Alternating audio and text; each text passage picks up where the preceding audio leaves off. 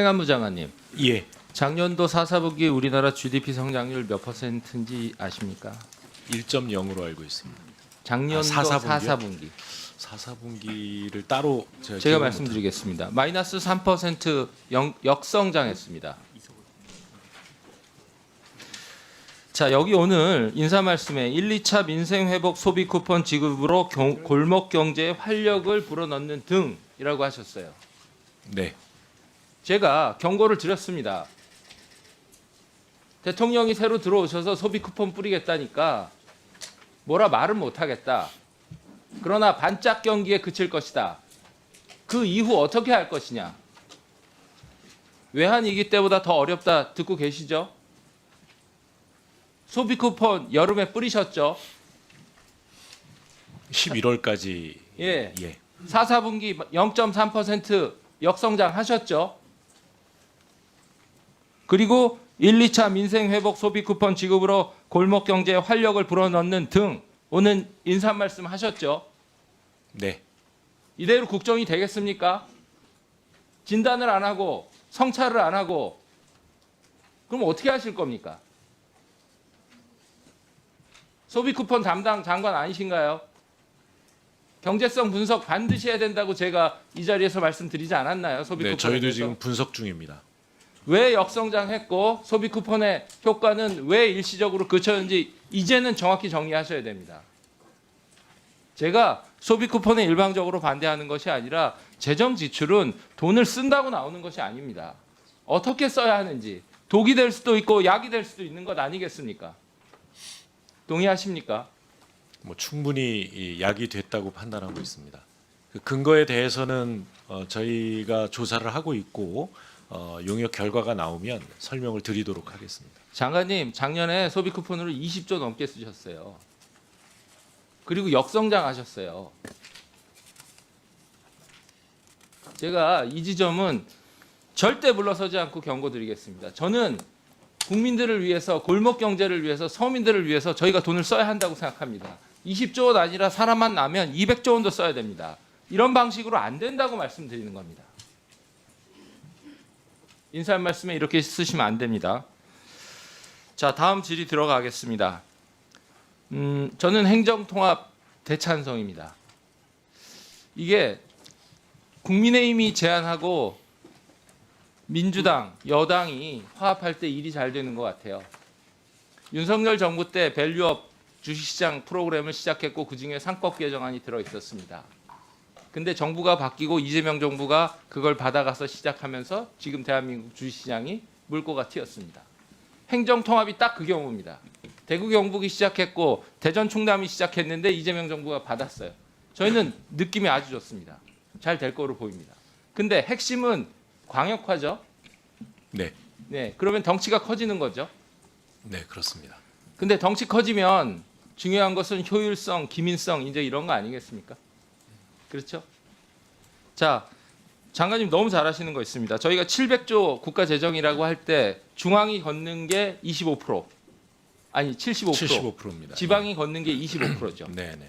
근데 실제 사용할 때는 지방이 한 60, 50을 쓰고 중앙이 또 한 40, 50을 씁니다. 맞죠? 뭐 꼭 그렇게 판단 뭐 대략 그렇습니다. 예. 예, 그러니까 거둘 때는 중앙이 많이 걷는데 쓸 때는 이미 지방이 많이 씁니다. 그리고 이것은 한두 해 문제가 아니라 수십 년 된 구조입니다. 중앙이 걷어서 지방이 쓰는 것이 대한민국의 구조고 그런데 그 사이에 지방 소멸은 왜 일어난 건가요? 제가 22대 국회 등원하면서부터 이 문제부터 계속 지적하고 있습니다. 행정통합 대찬성인데 돈이 나가고 있는데 이미 중앙에서 걷어서 지방에서 많이 쓰고 있는데 왜 인구 소멸은 이어지고 지방 소멸은 이어지는가? 이것에 대해서 대안을 가지고 돈을 써야 됩니다. 5조 원 더 주니까 당연히 지자체들은 반응할 겁니다. 근데 그 5조 원을 더 얹어주면 그동안 수십 년 동안 지방이 돈을 더 많이 써왔는데 지방 소멸이 일어난 이 구조 고쳐집니까? 자, 선거를 앞두고 여러 가지 기획을 할 수 있습니다. 좋습니다. 선거의 모멘텀을 활용해서 이 어려운 난제를 뚫어내자고요. 그런데 반드시 우리는 결론을 향해야 국민한테 도리를 다하는 거 아니겠습니까? 자, 결론은 돈은 내려갔는데 쪼개져 있는 거예요. 자율성이 없는 겁니다. 지방이 스스로 판단해서 기업을 유치한다든지 인재를 육성한다든지 이런 데 자율적으로 돈을 쓸 수 없고 중앙이 설계한 대로 집행만 하다 보니까 그리고 중앙이 공모한 대로 재원을 따서 쓰기만 해야 되니까 이 효과가 없는 거예요. 소비 쿠폰하고 똑같습니다. 요번에 지원하게 될 인센티브 예산은 그런 방식이 아니라 지방의 이 집행 결정의 자율성을 최대한 보장하게 될 것입니다. 예, 장관님, 5조 원만 보시면 안 됩니다. 이미 700조 중에서 지방이 쓰고 있는 게 60% 가까이 돼요. 그러면 5조 원만 자율성을 주면 나머지 부분이 같이 고쳐집니까? 그게 산수가 안 되지 않습니까? 그럼 재정분권과 그 권한이양 계획을 가지고 있습니다. 그 계획은 이 광역통합과 이 관계없이 이 정부 내내 지속적으로 확대해 나갈 계획이라는 점도 말씀드립니다. 예, 일반적인 얘기 좋고요. 그 원칙적인 거 좋습니다. 근데 그 원칙적인 얘기 제가 과거에 공직생활 할 때 그리고 민간에서 사업할 때 수십 년 들었던 얘기입니다. 요번에 저희가 행정통합을 하고 기왕에 5조 원 인센티브까지 걸어서 한다면 이 해무 문제를 고쳐야 됩니다. 차관급 4명 설치한다고 지금 대한민국에 고관 대적이 없어서 지방소멸이 안 일어납니까? 일어나고 있습니까? 그럼 차관급 4명 지자체별로 설치하면 인구소멸, 지방소멸 막을 수 있다고 확신하세요?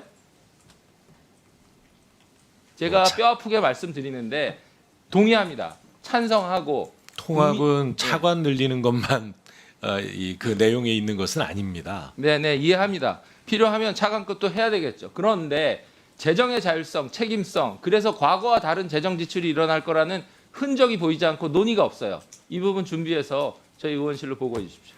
예, 말씀을 주셨으니까요. 이번 그 광역 통합을 획기적인 지방 분권의 이 계기로 삼아야 한다고 생각을 하고 또 그렇게 추진하고 있습니다. 그래서 기왕의 국정과제로 되어 있는 지금 25% 지방 세수를 30%까지 늘리고 또 이 지방 교부세율 19.24%를 그 22%까지 늘려가는 이 목표도 그 광역 통합과 함께 조기에 이룰 수 있도록 최선을 다하겠다는 말씀드립니다.